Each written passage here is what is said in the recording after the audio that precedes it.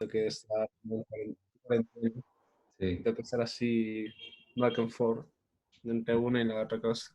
exacto, sí, van a ver, sí, y bueno, surgirán herramientas en el tiempo para controlarlo cada vez que aparezca un fuego, controlarlo y así, ¿no? Este, hay noticias buenas y malas sobre el virus, sobre la naturaleza del virus. Entonces, algunas traerán ventajas y otras desventajas, ¿no? Pero eso es, sí, toda una experiencia muy interesante alrededor de la enfermedad y cómo ha trancado el funcionamiento de todo el mundo simultáneamente, ¿no? O sea, algo inédito completamente. Estuve leyendo sobre la gripe esta, la que llaman la española, de 1918, algo así. Y entonces es muy curioso las tasas de infección, cómo se dispersó en el mundo y además a qué grupos poblacionales afectaron. Entonces, por ejemplo, en contraste con esta que afecta más que todo a gente mayor, aquella afectaba a gente en el grupo, más que todo, el 50% de los que tenían más muertes eran los del grupo de 20 a 45 años. Era totalmente, eh, no afectaba a niños por debajo de 5 años en absoluto, similar a esta, pero más que todo los jóvenes los que eran más susceptibles a la enfermedad. Entonces, es bien curioso. De verdad que me sorprende que nos haya agarrado así sin prácticamente defensas, ¿no? Siendo que tenemos tantos estudiosos de la epidemiología y ese tipo de cosas. Pero bueno, eso es lo que tenemos.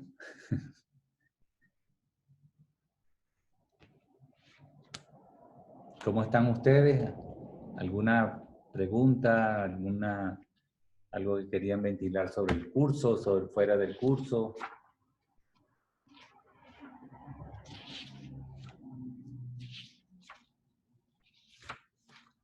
¿Están conscientes de algún compañero del curso que no haya podido asistir sistemáticamente? Conmigo se han comunicado de vez en cuando algún que otro estudiante que haya tenido problemas específicos y que se están ahora poniéndose al día con el curso. Pero si ustedes saben de alguien que sistemáticamente haya tenido dificultades, sería bueno saberlo porque estamos haciendo una campaña donde el centro de estudiantes es quien está llevando la batuta de identificar los estudiantes que hayan tenido dificultades para activar mecanismos de ayuda de algún tipo, ¿no? Entonces sería bueno saber la lista de estos estudiantes para ponerlos en manos de la representación estudiantil y de las autoridades también, ¿no? Para ver si podemos hacer algo, ¿ok? Dentro de los lineamientos que nos ha permitido el cese en este periodo de, de- de dificultades.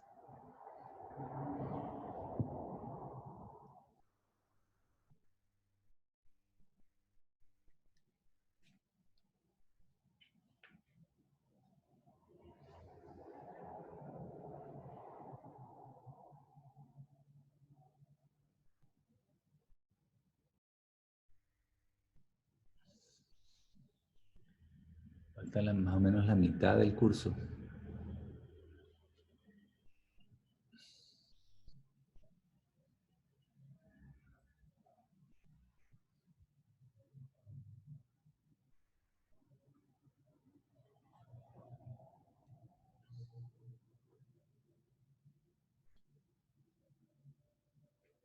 Bueno, digamos, como el curso es de hora y media, vamos a empezar de una vez con un pequeño resumen de lo que hemos estado haciendo y continuamos. Okay, so let me share with you the screen here. Okay, so last time we were looking at equilibrium, equilibrium transport. Okay, so this may seem like an oxymoron, equilibrium transport.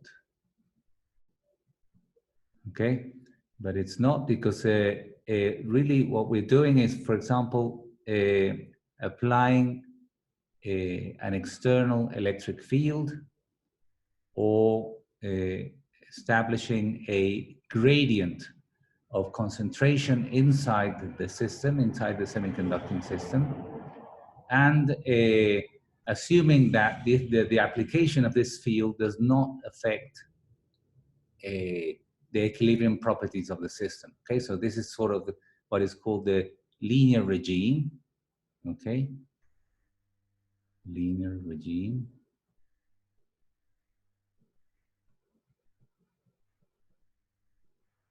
Where applied external fields, okay, that generate, in this case, we had seen the drift currents, for example, do not affect equilibrium.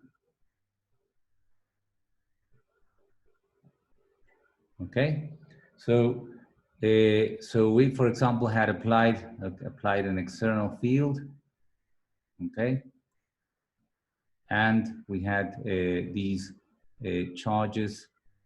So let's superpose this with the regular valence conduction bands. Okay, so whatever the source of these carriers, put here the donor levels, okay, and the acceptor levels here, okay, then we could have lots of electrons here, okay, and holes down here. And if you apply an electric field, these electrons were going to move in opposite direction to the field, okay? And these, the holes were going to move in the positive direction of the field, okay? So these generated the drift currents, okay? And drift current here. Okay, and they both contributed to the full current, to the total current. Okay, so we had to derive that the drift contribution to the current density, okay, is equal to E times mu n. So we had a mobility for the negative charges, and then the density, the number density. Remember, this is the number density.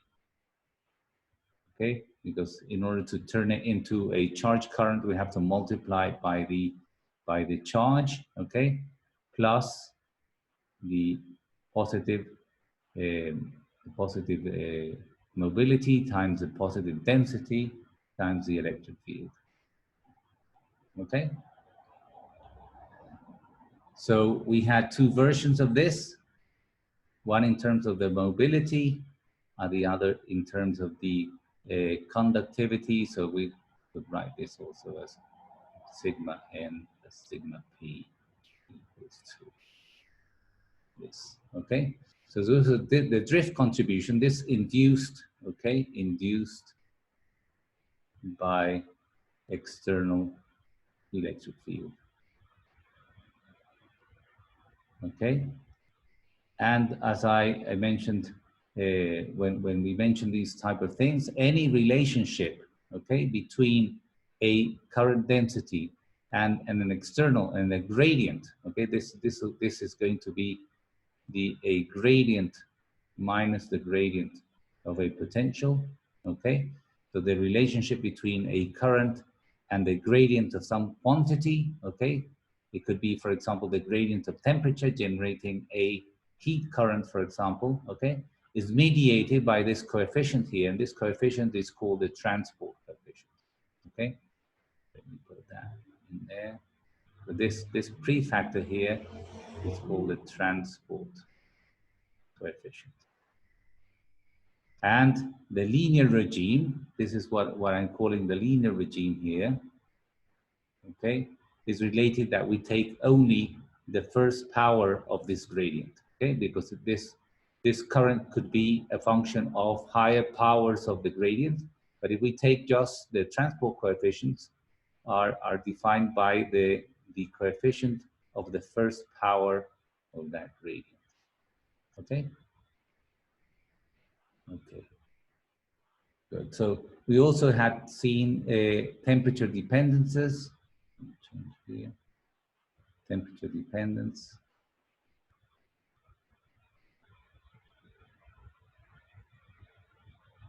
Okay, and the temperature dependence, we saw two specific examples. One, the contribution from the lattice. This is a mobility dependence on the temperature. And this mobility dependence was going like T to the minus one certain power, okay? Some perturbative theories, okay? Perturbative theories give n equals to 3/2, but this is not found experimentally. The experimental situation is much more complicated, but in general, it's going to be an inverse power of the temperature, where we see that as we lower the temperature, the mobility increases because this is due to lattice fluctuations. Lattice fluctuations, okay, that depend on temperature. Okay, remember that the dependence is coming through one can think it through the equipartition theorem. So if you look at the velocities of the lattice, okay, of the lattice atoms, okay, let's put L. This is equal in 3 dimensions, 3/2 of kBt. So as temperature increases, the velocity of the motion of the lattice atoms increases through this relationship. Okay, this is, remember that this was taught to you by in your statistical mechanics class. Partition theorem. We're going to use this later on. Okay, so the lattice fluctuations increase with the temperature, and the mobility decreases as temperature increases, and this is a typical behavior that is found experimentally.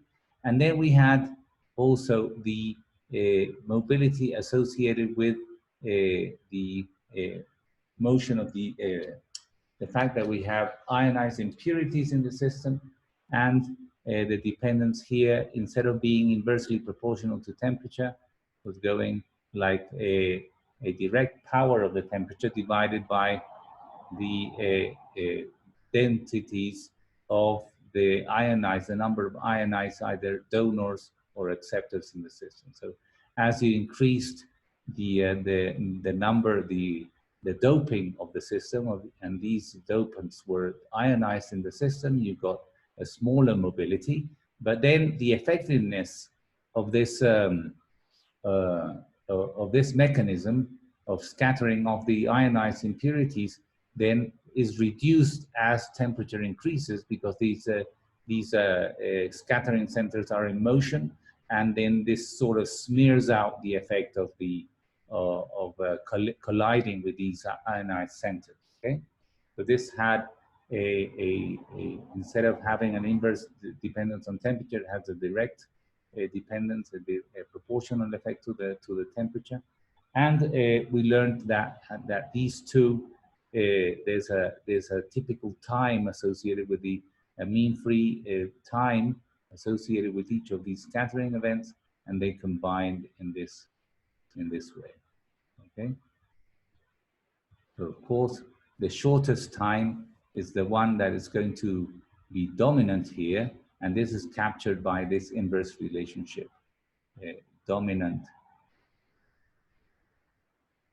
time is shortest time. Okay, so you're familiar with these kind of relationships from your common core courses of how to combine, for example, resistances in parallel and in series. So this is more or less the same idea, and we showed last class that if you have the smaller component here, the effective time is going to be a little shorter than the shortest of the two time scales. Okay, and the relationship between mobility and collision time through through the expressions made us conclude that the total mobility is also going to combine in the same way, because the mobility is proportional to the collision time, so the mobilities are also combined in this way. Okay, so these are the laws that we are going to be embracing in this case in order to assess the effects of the different effects that limit the mobilities in semiconducting systems. Okay, so what else did we see? We also saw that the okay, in relation to the drift contributions, okay, drift effects cannot carry on forever.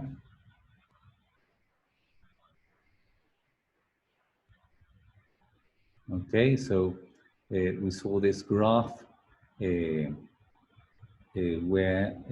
we saw the dependence in experiment of this drift velocity. So if you apply an external electric field, the electrons, of course, will accelerate for a certain time, but they will eventually stop accelerating due to the scattering processes.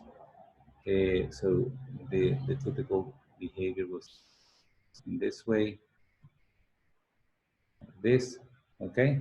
So there were some, so there's a limiting value, okay, for the drift velocities,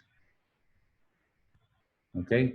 So really this relationship where we have that the drift velocity is mediated by the mobility and is proportional to the electric field, it cannot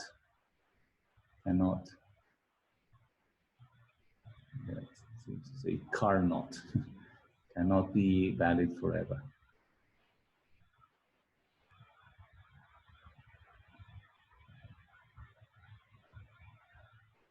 Just pressing the mouse there.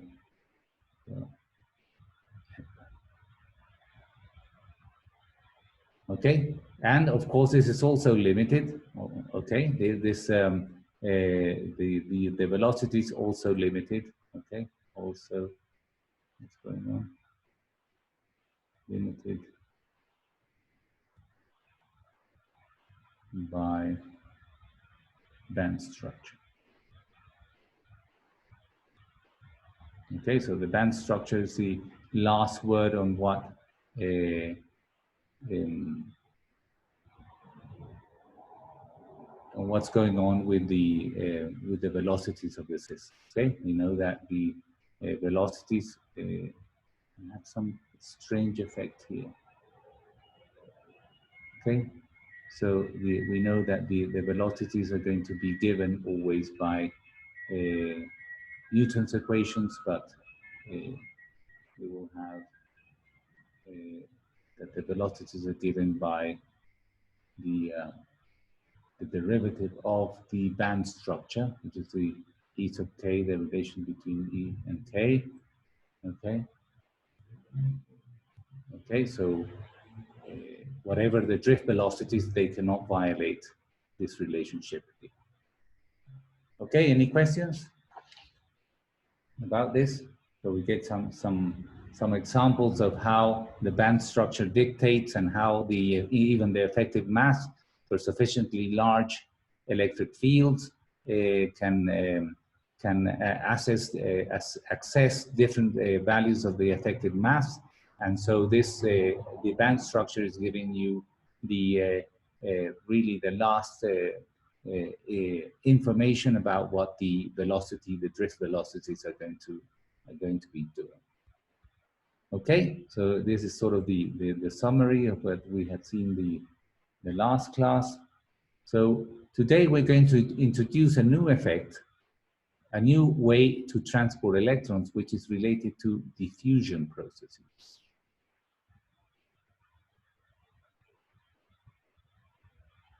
Okay, and diffusion is a response of the system, of the system's carriers, to gradients of concentration or gradients of temperature could also be, okay?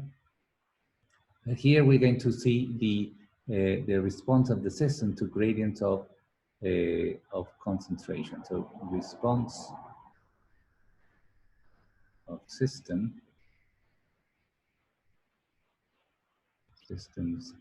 carriers to gradients of concentration.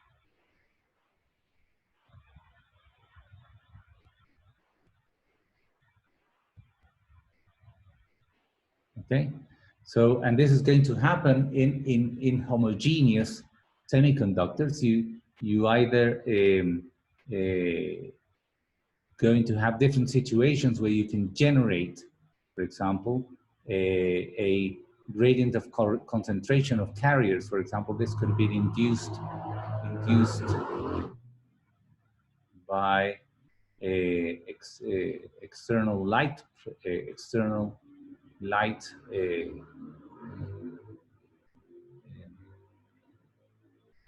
incident, okay, in system.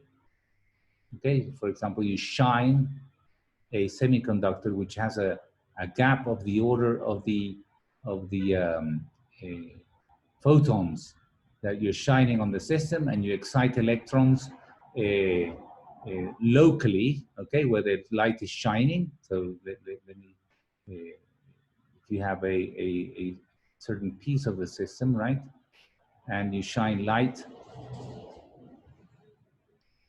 on a certain spot here, okay, of the system. So you're going to excite lots of electrons from the valence band to the conduction band. So you're going to have locally lots of electrons, okay?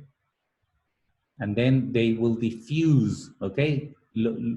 Notice that we don't have any applied external electric field except for the electric field associated with the light shining on the system. And then these electrons are going to diffuse out, okay, from this volume here. So this will generate a certain current, okay, that is due to the fact that we have a local concentration of impurities here. I wanted to show you to see if we can see this process and how it happens. I have here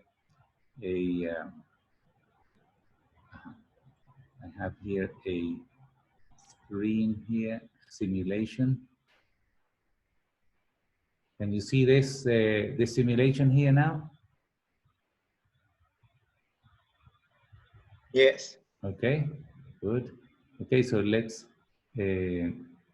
reestablish here. Okay, so let's put some particles here.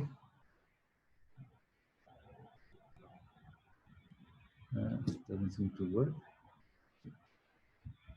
No.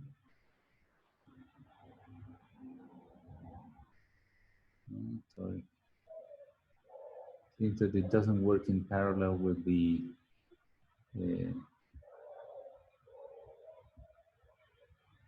Zoom.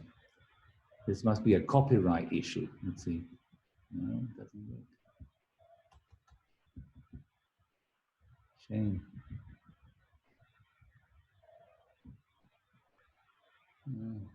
response.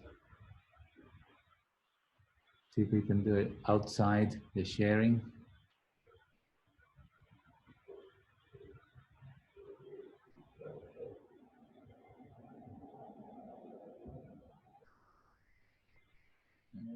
Let's have some protection mechanism.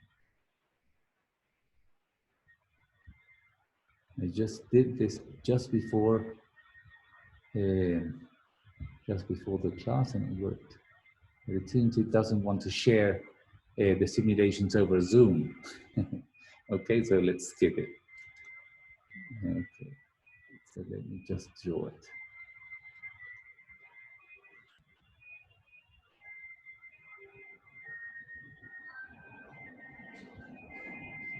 Okay, so essentially what I wanted to show you is that if you have a box, okay, and you sort of put a divisor in the box,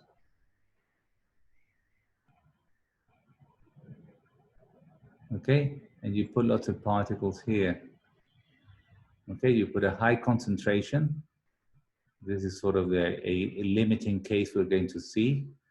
And now I eliminate this partition here, as you know from your StatMech class also. What will happen? This particle will start to spill out from the partition, okay? They have their internal, so these particles are going to be moving according to some temperature, okay, in every which way, filling all this system, okay? And so the diffusion process is that you eliminate this partition and some particles will move, okay, according to the velocities that they had here, but they're going to occupy the whole system. So you could measure, for example, the center of mass of the system is going to be here initially before opening the partition, and it will start moving, okay, towards the right of the system as the gas diffuses. But the motion of the center of mass is going to be indicative of the motion of these particles as they occupy the whole volume here. Okay, so eventually they'll occupy the whole volume, and the center of mass will move eventually to the middle. Okay, so you may have seen these processes in StatMech, where you see that the mean of the square of the displacement, okay, is equal to some coefficient times the time. So you see that this is not a ballistic process, and in a ballistic process you would have a drift kind of a relationship, okay? So in a ballistic process you would have x going as v times t. This would be ballistic, okay, or drift, okay? And this would be diffusive. Okay, you see that now if you take the square root of the average square of the displacement, this is going to go like the square root of d times t. Okay, so you see that this goes like the square root of t, and this goes linear with t. So this is ballistic and this is diffusive. Okay, so there's a big difference. This is a much slower process. It's not driven by external fields, but it's driven by external gradients, okay? While this is driven by external fields, driven by external fields. Okay, but both of these processes are going to move carriers in the system. So we have to take them both into account in order to obtain the current density we are observing inside the semiconductor.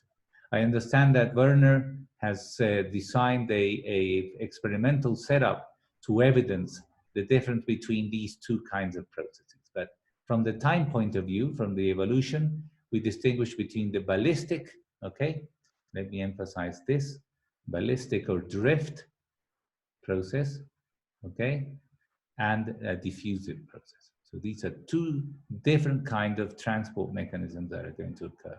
And as we don't have a metal, okay, in metals you very quickly, of course you have diffusion, but this occurs very quickly.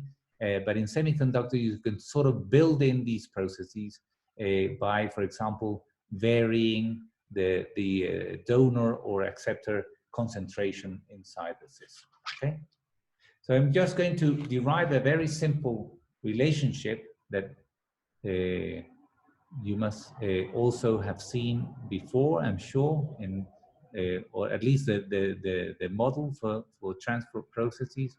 So diffusion can be derived in a very simple way, just by using a Taylor expansion. So imagine you have something like this. You have a particular point in space. So let's suppose this is X, okay? And this is position 0. So I have now the density at minus a mean free path, which should be this point here, and a density at plus a mean free path, which would be here. And we know that we have carriers, okay? This is the 1D argument, one-dimensional argument. And I'm going to, in the homework, I'm going to put you to do the three-dimensional argument, one dimension. Okay, so in one dimension, you can just have that these carriers are going to have the same velocity associated with one or the other direction, and here the same. Okay, so if we focus on the carriers that are approaching 0, okay, this is one mean free path away, so the next collision is going to be at 0, and the same for these ones. This is the next typical collision. So we're going to have the number flow, okay, or this is also the number current density. That is, if we multiply by the charge, we would have a charge current density. Okay, it's going to be 1/2 of the carriers. Okay, because there's going to be a half here and a half here. The same for this side. Okay, 1/2 of the carriers coming, moving in the positive direction from minus L. This will be n minus L. Okay, times the thermal now. This is going to be the thermal velocities, as I told you in the previous example. These particles are going to move according to some thermal velocity because there's no drift velocities here. There's no applied external fields. Okay, minus the carriers that are moving opposite to the positive x direction, which is going to be another half of the densities now at plus 1 mean free path times the thermal velocity, because this is supposed to be all at the same temperature, okay? Okay, this is going to be all at the same temperature here. So the temperature is not driving, there's no gradients of temperature, the whole system is in thermal equilibrium.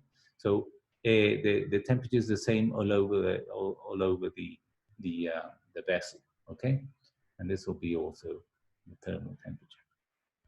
So if we expand, right, so we have, for example, n of minus L is the concentration at 0, okay, minus the mean free path times the derivative of the concentration with respect to the position evaluated at 0, okay? Plus higher order terms here, higher order terms, okay? And the same goes for the concentration at one mean free path away from 0 is the concentration at 0 plus the derivative of the concentration evaluated at 0 plus higher order terms. Okay, so we introduce these expansions inside this expression here, and I'll let you work it out, but you'll see that we'll have here n0 here and n0 here, so that those contributions will cancel. And then these contributions will add up. So we'll have a factor of 2 of L times the derivative of the gradient of the concentration, twice, but then we have these 1/2 factors here, and we get a very simple expression, which is minus, okay? Because here we will have the minus, we'll have a minus, and then we'll also have a minus here from the second term. So the full expression will be B thermal, okay, times the mean free path times the gradient of the concentration. Okay, is this clear? So here you see that the 1/2 factor is cancelled in one dimension. So this is one dimension, okay? It's cancelled in one dimension because you have only two directions. So this factor of 2 comes from the number of directions that you have in one dimension. And then you just adding these two factors that cancel the factor of 2. But here we're going to have a prefactor, okay, that depends on dimensionality.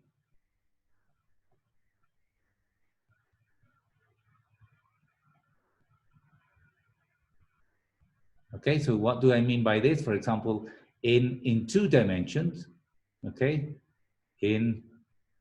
let me put it with another color here. So in 2D, okay, what would happen? So you have now a piece of your system, but now at minus L, okay, you could have this guy going in 4 different directions, one of which is X, okay? This could be X, and the same for the other one. Okay, you still will have 2 terms in this expression, but now the factor here will be 1/4, okay, because this is one of 4 directions that we could take, and in 3 dimensions is one of 6 directions, okay? So now you know how to calculate this prefactor here depending on the dimensionality, okay?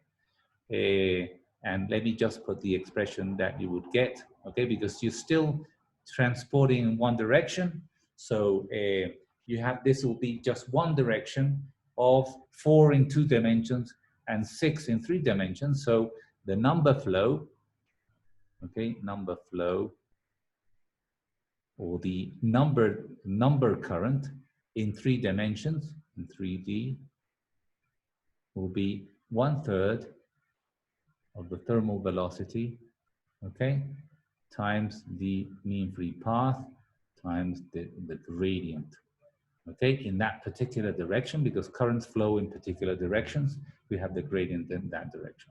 And remember that, as I already gave you the expression, we're going to derive that thermal velocity from the equipartition theorem.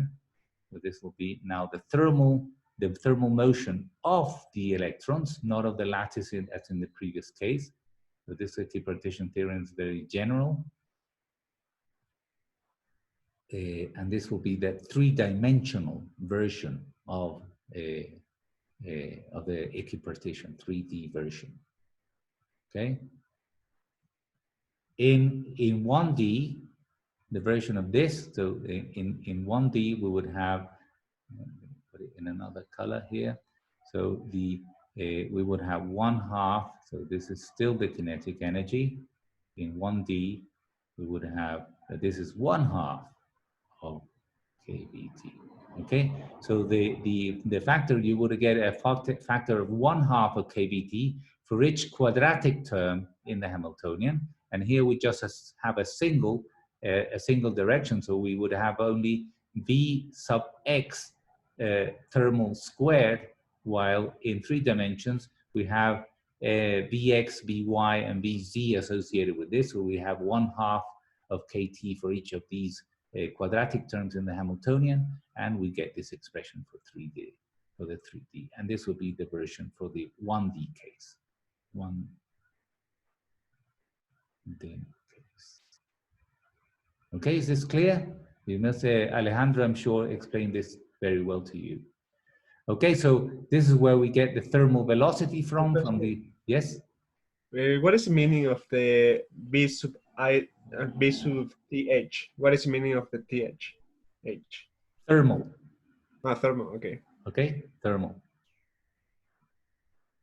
So remember that in the previous case, we had a drift, a V sub D, okay? And this was in response to the external electric field. But remember, we have two components here, and it's good your question to clarify this. So remember that the electron inside the semiconductor is sort of having this erratic motion, okay, depending on the collisions. So this will be now the velocities associated with each of these segments is going to be the V thermal velocity, okay, in each of these segments here, okay. And here we have collisions with either the lattice fluctuations or the uh, um, ionized impurities as we had identified, okay? But then if you impose an external electric field here, okay, then this, what would happen? Then you would have something like this going on. So you have collisions, okay, and you start moving, okay, in the direction of the electric field. So this is when you apply an external electric field here.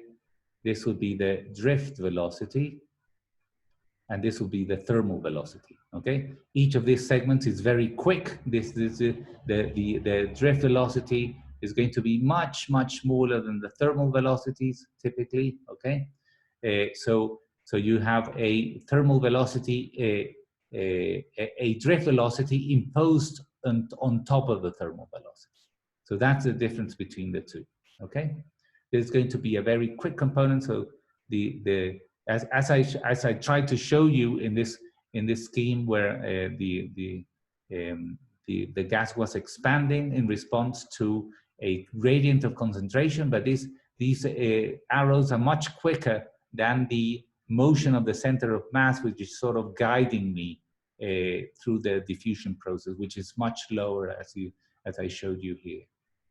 Okay, so that's a physical scenario. Ernesto, yes, could you send us the link of that simulation to this chat so that we can see later? Yeah, I'll show you too. So there's all kinds of simulations there, and the one with the fusion is very nice. Okay, so you can see that the relationship between these two velocities. Okay, so we have now the number flow or the number current, which is this expression here, and we just simply multiply by the current, and we get now the current density associated, for example, with the negative currents. Okay, this is also the same expression we had seen before, but only due, for example, to the electrons, for example. So you have to multiply by the sign of the charge and the charge magnitude, and then this is the expression for the current density, or the number density times the charge. Okay, and so we get the expression. You see that here we have that the number flow is minus. Okay, so remember this sign here for the number flow. Okay, so the number flow, this is a minus sign here, minus, so you get a plus, and you get E times V thermal, okay, times the mean free path times the gradient of the concentration. Okay, so this would be the contribution, okay, for negative carriers. Okay. Okay. And here we see a very important difference between positive and negative carriers. Okay. If we have now, we do the same for positive carriers, the number flux is going to be the same, but here we will have a positive sign. okay? And now, in contrast to what we saw before, we will have the opposite current for the positive carriers. And this will be not dN, but it will be dP.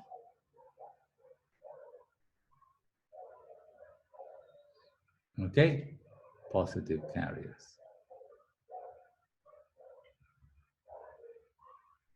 Okay, so you see that there's a big difference between the drift currents and the diffusive currents. Okay, let me put here diffusive. Okay, and because they have opposite signs, because the carriers are going to be moving in a single direction in response to the gradient. So for one type of charge, they generate a positive current. The other type of charges, they generate a negative current. Okay, so let me just draw that for clarity here. So if we have a negative, density and the x direction. So what's going to happen if we now have a positive gradient? Okay, so this would be like this. This means that dn is greater than 0. Okay, positive gradient. This is the slope is positive. So how are the electrons going to move? The electrons are going to move in this direction, okay, because the concentration is larger here than here, so the electrons are going to move in this direction, okay. And in what direction is going to be the current? The current is going to be in the positive direction, like we concluded here. So you see that the current of the negative carriers is going to be in the same. They have the same sign as the gradient of the concentration. While if you have positive carriers, okay, you have here positive, and you have the same gradient, okay.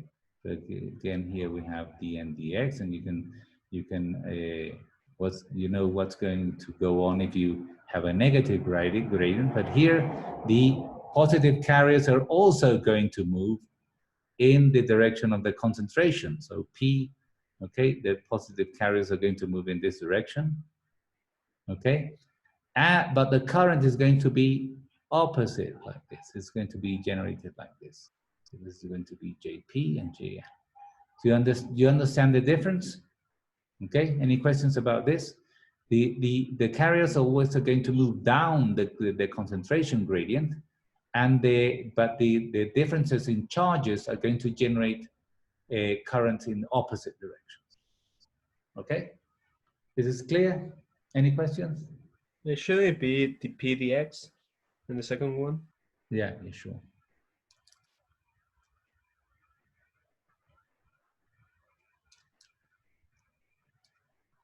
Okay, so this should be the PDX. Okay. So this is the scenario. So we're going to treat that generally, for example, when we combine semiconductors together, we're going to have gradients, or when we dope in a non-uniform fashion, and this is always going to happen. We're not going to be able to dope completely uniformly a semiconductor. So these gradients of concentration of impurities are going to generate these currents, okay, which are going to have to settle into some stationary state, okay, according to these rules here, okay. So let's just define then where the diffusion constant comes in, okay. So for example, here we had written this relationship here. So we have the current of the negative carriers.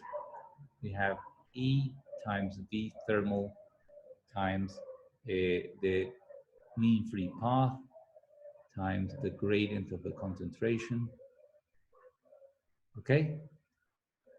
And this prefactor here, we're going to write as E times the diffusion constant, okay, of the negative carriers. And we're always going to contemplate that that this diffusion constant may depend on the type of carriers. Made a mistake. So here, this is going to be E times the diffusion constant times the gradient. Okay, so the diffusion constant does not contain the charge. So the diffusion constant is just the thermal velocity times the mean free path. Notice that this has dimensions. Okay, so the dimensions of the diffusion constant is going to be length squared over time. Okay, so notice that this is consistent with the relationship that I told you about before, where we had that the mean square displacement is equal to the diffusion constant times t. So notice that the diffusion constant has dimensions of square of the displacement over time, just like we did here. So this is these two definitions are consistent. Okay.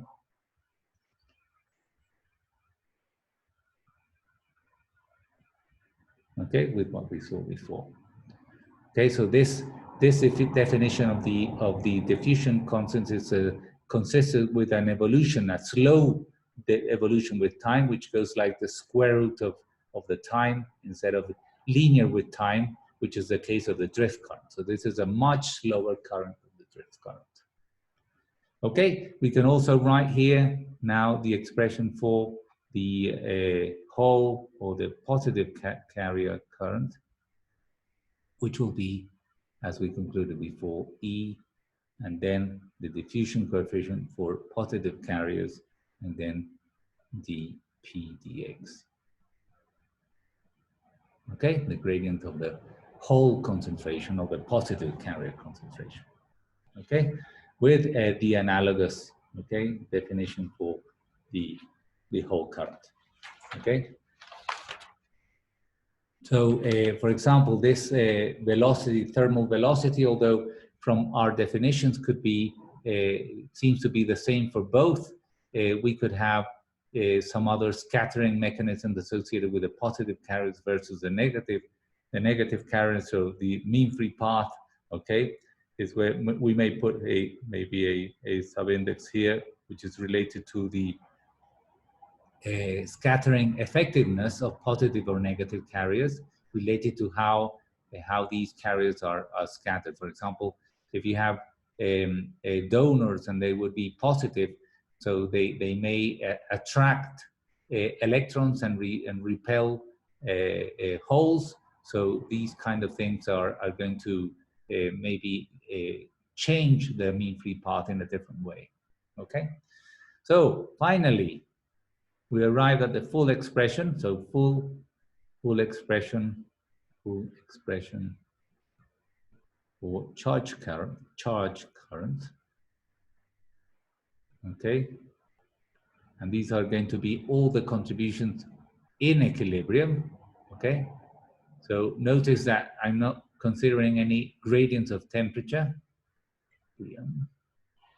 Okay, we're going to have two contributions.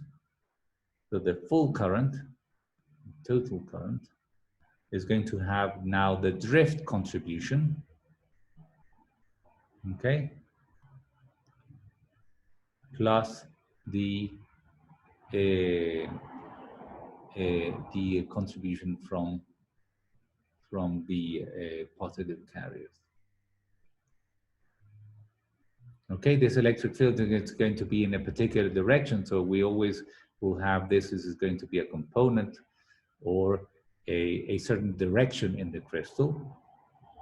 And then we'll have these two diffusive terms associated with the negative carriers proportional to the gradient okay, of the concentration, minus now the diffusion constant for the positive carriers and derivative of the positive concentration with respect to x. Okay, so now this is a full expression taking into account both types of contributions. These are the main two, okay, main two contributions to current density.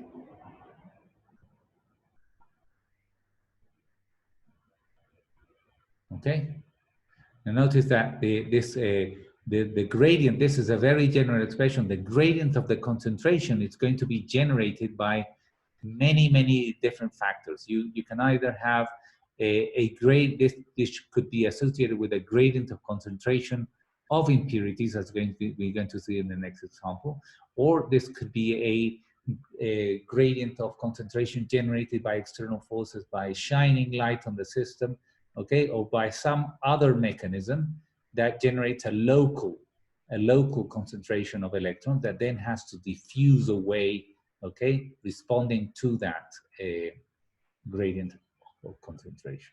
Okay, any questions about this?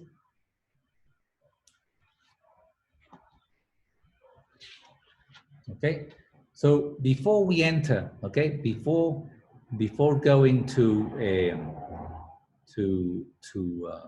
non-equilibrium situations, okay, before non-equilibrium, okay, so this will be, for example, those situations I mentioned before. So we can hit the semiconductor with light and generate a local density of carriers, which would now violate the equilibrium condition. So that will be the non-equilibrium conditions we're going to see. We address the problem of gradients of impurities. Okay, so this will be still an equilibrium problem, okay, because we're now going to dope, okay, gradients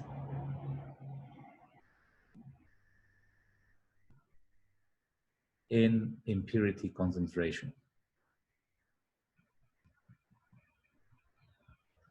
Okay, and this is still an equilibrium situation, because I mean these impurities are still stuck in some places and they cannot move. So let me draw. Let me make a sort of a schematic drawing. So remember that in direct space, okay, we could have, for example, let me put the impurities. We can have the impurities that are much more dense. Here, remember that these impurities are not stoichiometric, but then we can have less impurities going here and less here, okay?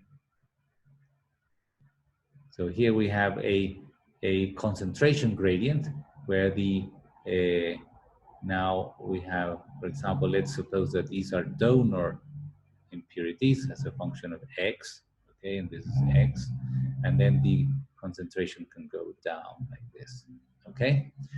So, but they're stuck at those places. So they're substituting, for example, a phosphor substituting silicon. So they would be stuck there. So this there's no motion of these dopants. Okay. So what can happen is that these dopants get ionized. Okay, and then the carriers generated by these dopants are the ones that are going to be mobile. Okay. So let's draw this now in the band situation. Okay. So in the band situation, you have again the valence conduction band and the valence band. Okay. And we have now, we represent this situation here by, this could be the x coordinate, okay? Again, this is the energy coordinate, but this could be any coordinate that's convenient in the drawing. And we're going to have lots of, let me draw it with another, lots of impurity levels here. Put lots of here. And then they get tapered down, okay? So a high concentration here, and the low concentration on this side. This is just the same picture as I drew here, okay? And all these donors get now get ionized. Let me put here, okay? So we get lots of pluses here. So it's here with each of the donors, and then they get spaced out, okay? And you can imagine what's going to happen here is that the ionization of all these guys here are going to generate lots of negative charges here now. I exaggerate here, lots of negative charges, okay? This is, let me put this, this will be the situation. Suppose we could set up this suddenly at time equals to 0, okay? And this would be the situation. And then this concentration gets tapered down, okay, as you go to the right, okay? Just so you understand the words I'm using, tapered, okay? This means that this, like this, so it's going from a high concentration, okay, of impurities as a function of x. Okay, so this is exactly the situation we have here. I only illustrate it here so that I don't, have too many things in the figure. So we have here high concentration. Okay, and here we have sort of tapered down a low concentration. Okay, so what's going to happen according to what we just learned? We're going to have a local high. These guys cannot move around, the impurities, because they're stuck in particular places in the lattice. But the carriers that they sent up to the conduction band are going to be mobile, okay? Because they're in the conduction band, and they're susceptible to absorbing energy, for example, from an external field, or responding to a concentration gradient. So these excess of electrons are going to move in this direction here. Okay. So so let's see how we describe this. So we're going to have a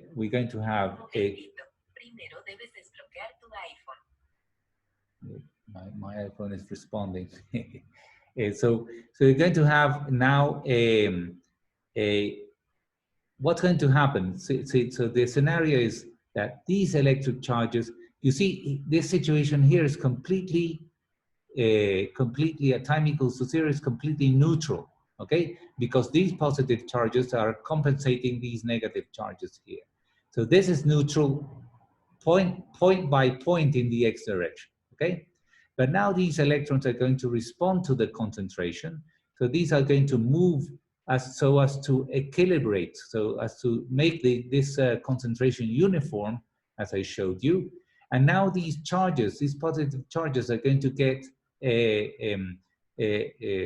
going to be in excess on this side, and there are going to be more negative charges on this side. So this will generate an electric field that's going in this direction here. So see, should have a palette with more colors here. Let me put it in green. So we're going to have now, this is going to set up an electric field that's going to go in this direction from the positive charges, okay? And let me put it like this. This is going to be the electric field.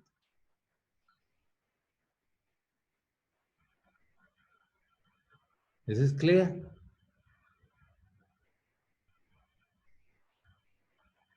Okay. So these electrons are going to move in response to the gradient of concentration. They're going to have a higher number of positive charges here that would have been, you know, taken, whose electrons have been taken away, and we're going to have more negative charges on this direction. So we're going to have an electric field like in this direction. So in terms of the potential, so we're going to have now the electric potential, okay, electric potential, okay, is going to be as a function of the position. It's going to be like this, okay? So that as the electric field is minus the gradient, and let me use the correct, let me put it here, so that we distinguish between energies and electric fields. The electric field, okay, is going to be a vector quantity minus the gradient of the potential. So the gradient of the potential is negative. With this minus sign become positive, so the electric field is going in this direction. Okay? Is this clear? So in the situation with, and still we have, now we have, let me put it with the same color here. So we have a time greater than 0. Then we have the band scenario here again. Let's try to put it the same colors I used in the above graph. So we have the valence and the conduction band, okay? And now we have a high concentration of impurities here, and that will stay. Okay, lots of here, and then taper down on the other side. And so we're going to have lots of positive charges on that side.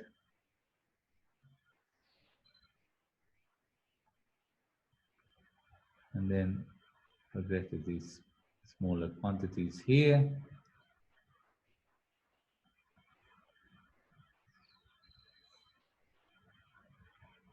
Okay, and so we're going to now have a more uniform, which is in red, okay, more uniform distribution of electrons here, okay? So here we're going to have a net positive charge on this side, okay, net positive, and then we're going to have on this side a more negative. Okay, so that's how we establish the electric field that I was telling you about. Okay, so we have an electric field here. But notice that this electric field, as we set up the electric field, what's going to happen? The electrons, this electric field is in this direction. So the gradient of the concentration makes the negative charges move in this direction, but then they set up an electric field, and the electric field stops this concentration gradient. So E stops diffusion. You see, this is a rather complicated picture, okay? So first, there's no electric field here. The electrons move because of the concentration gradient, but as they move, they generate this electric field, and this electric field stops the diffusion. Okay, you see what I'm saying? Because the electric field in this direction, the electrons are going to move contrary. They're going to, when we generate this electric field, the electrons are going to want to move against the electric field because of their charge. Okay, so as we set up the electric field, this will stop the diffusion and will reach some equilibrium or some stationary. Okay, so the gradient, okay, the gradient of concentration, okay, and plus the electric field generate a stationary state.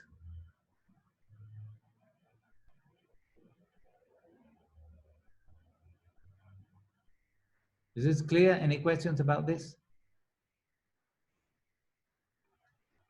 Okay, so so let's see what quantities now are going to correspond to this potential here that's being generated in terms of the variables we know and love from semiconductors that we have been talking about. So the claim is that the electrical potential is going to be a function, and you know the relationship between energy and potential is multiplying the potential by the charge, and it's going to be a function of the Fermi energy, okay, minus a reference energy, which is going to be the middle of the midpoint between the valence and the conduction band. So this is going to be the intrinsic, okay, Fermi level. That means that if we had no impurities, that would be the Fermi level.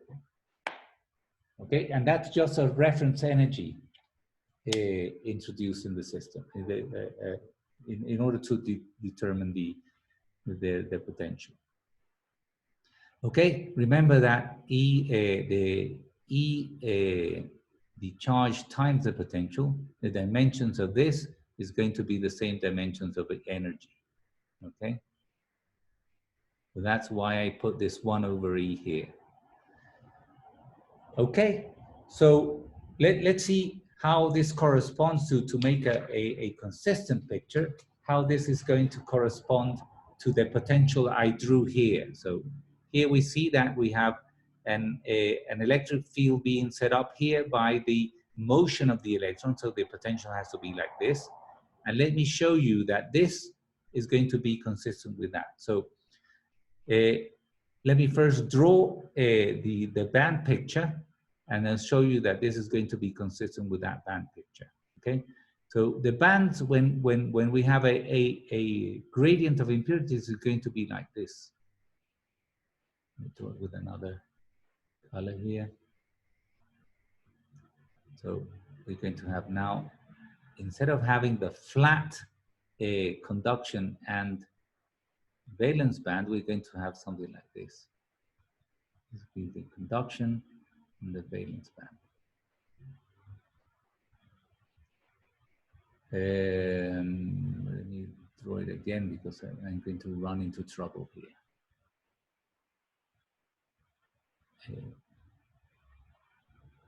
Okay, so I'm going to draw them a little less larger like this. Okay, and we have the conduction and the valence band, and here we will have the Fermi level of the intrinsic system as a reference. This will be just following, this will be a reference level. And one detail that I didn't mention because we haven't talked about the Fermi energy is that if we have a gradient of concentration like this, okay, of impurities, then the system is going to relax within the semiconductor, so that the Fermi energy is the same everywhere. So this is sort of the equilibrium. Okay, so equilibrium or stationarity condition. Okay, is that EF is equal same everywhere. Why do we impose this? If the Fermi energy changes from one place to another, then that is going to induce some motion of charges. Okay, so the condition for the charges not to be moving anymore, that is, we have reached this equilibrium between the gradient of concentration of donors, for example, in this case, and the electric field. Okay, then those are going to move so that the Fermi energy is constant. So the Fermi energy is going to do something like this. It's going to be the same everywhere in the system. So it's going to be flat.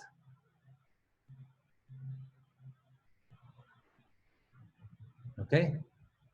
So it's going to be the same to the right, where there's lots of negative impurities and lots of positive impurities and less electrons here, and the same here where there's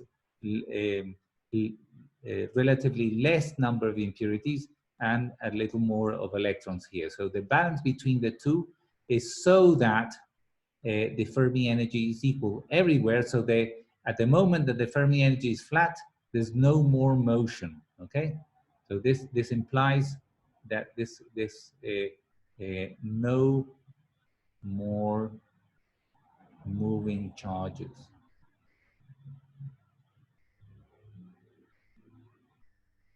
So this situation here, we have to imagine that we set up this suddenly, and this distribution of charges, and then we generate with the concentration gradient this motion of charges, and then we set up the field, and we set up a sort of a stationary or equilibrium situation between the electric field and the concentration gradient. Okay, so we have this picture, and this quantity here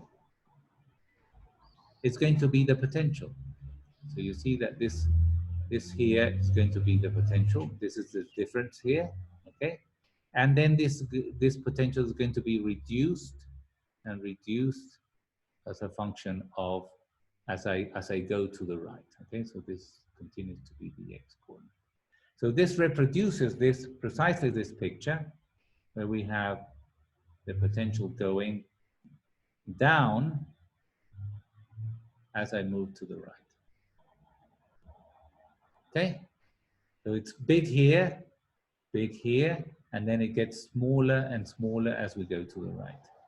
Okay, eventually crosses, so this is going to go into the negative region. Okay, but we care only about the gradient. Okay, and this would generate an electric field in the correct direction. So if we embrace this definition here, okay, we have that the potential is this. Okay, and we take the derivative, so that we have that the electric field, and let me call it how I was calling it here. So the electric field is going to be minus the gradient of the potential. Okay, so let's take the derivative here, and we get that this is going to be 1 over E, the derivative of the Fermi intrinsic concentration with respect to X. Should have called this F. Let me erase that and put it properly. Sure. Yes? The dotted lines are the ones that belong to the intrinsic Fermi energy. Right. So let me put And it why here. is the behavior like that? Why is what? Why the behavior of the intrinsic Fermi energy is like that? Because I mean, the intrinsic Fermi energy is just going to be a reference, energy. Okay, it's going to be in the middle of the band. So if these bands are slanted, the Fermi energy has to be in the middle of that. This will be now a reference energy that's following the conduction and the valence band. So this is just a reference in the middle to refer to define the potential. Remember, the potential is always defined to up to a constant. Okay, so this would be the constant the reference energy to which it is defined, and it's always in the middle of the two bands. Okay, so I have to draw it like this. Okay, and this reference energy, I could have taken it, you know, below here or above here. It would have given me the same, right?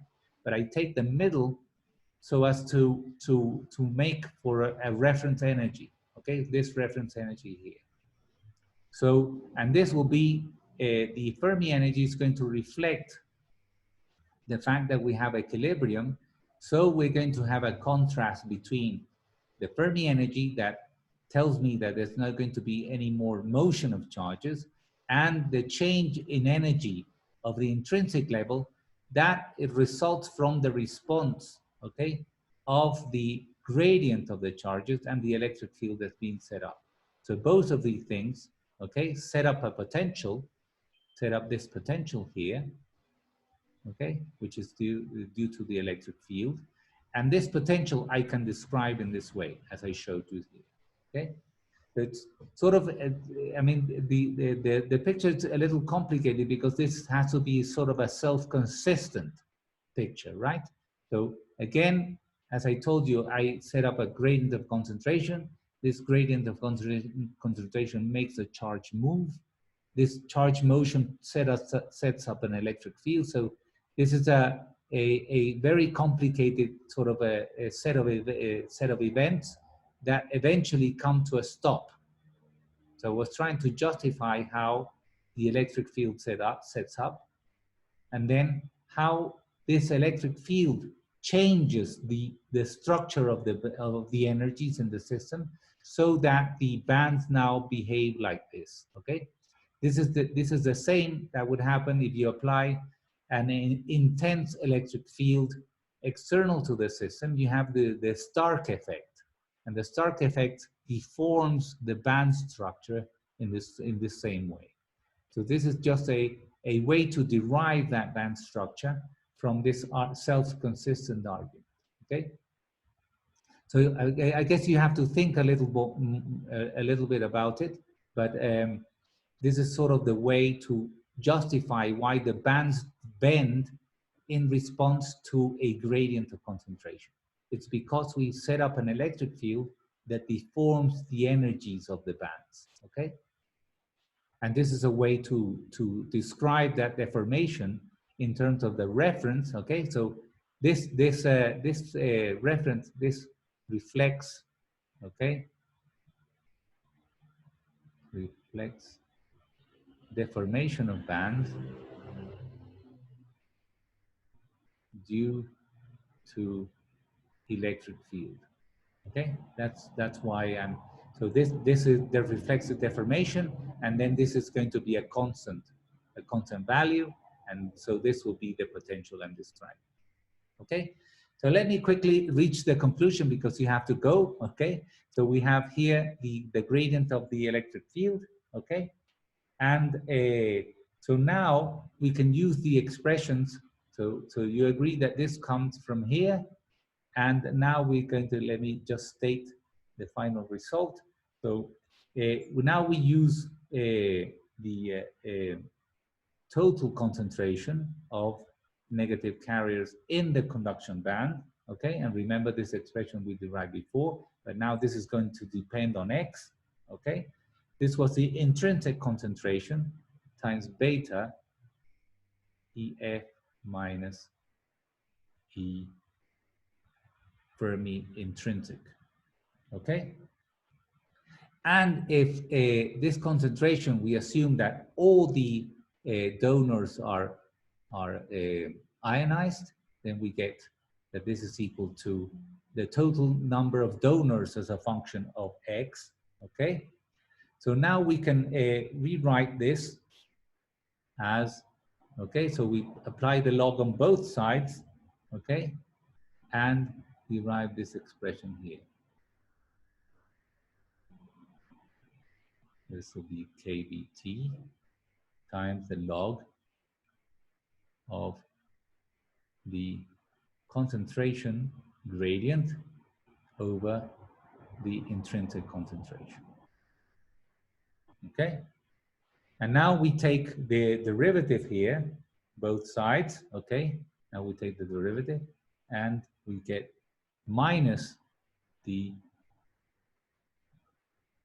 derivative of the intrinsic Fermi energy with respect to the position is going to be kBt, and we're going to get 1 over dx dn dx. Okay, so Finally, we relate this to the electric field that's being generated. Okay, so this is going to be the electric field.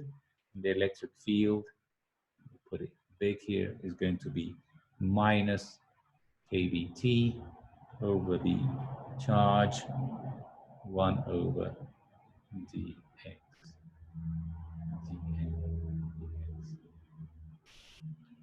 So you see here now we have the relationship between this is the concentration gradient, okay, which we impose by building the semiconductor with that concentration gradient. Okay, and that concentration gradient builds the electric field inside. Now the electric field is inside semiconductor. Okay, so let's stop here. And do you have any questions about this? This is how we derive it. You see that this electric field is going to be dependent on temperature. Okay, the higher the temperature, okay, the higher the electric field also, because you get more charge motion, and it depends on the fixed concentration gradient that we establish with the impurity. Okay? Okay, so let's stop here. You can go to the next class. We'll go over this again, this derivation again, next class. Professor, yes? all this part is also in the book. Yes, yes. I mean, we're following the book, so it's easier for you to check anything. You can check the class, or you can check the book. This explanation is not given in the book, so this is why I try to make this argument slowly. This is not explained in the book. They just they just draw these bands here without any justification. So I try to justify this really well here in the class, okay? Any other question? No? Okay, so I relieve you. You can go to your next class now. Bye, teacher.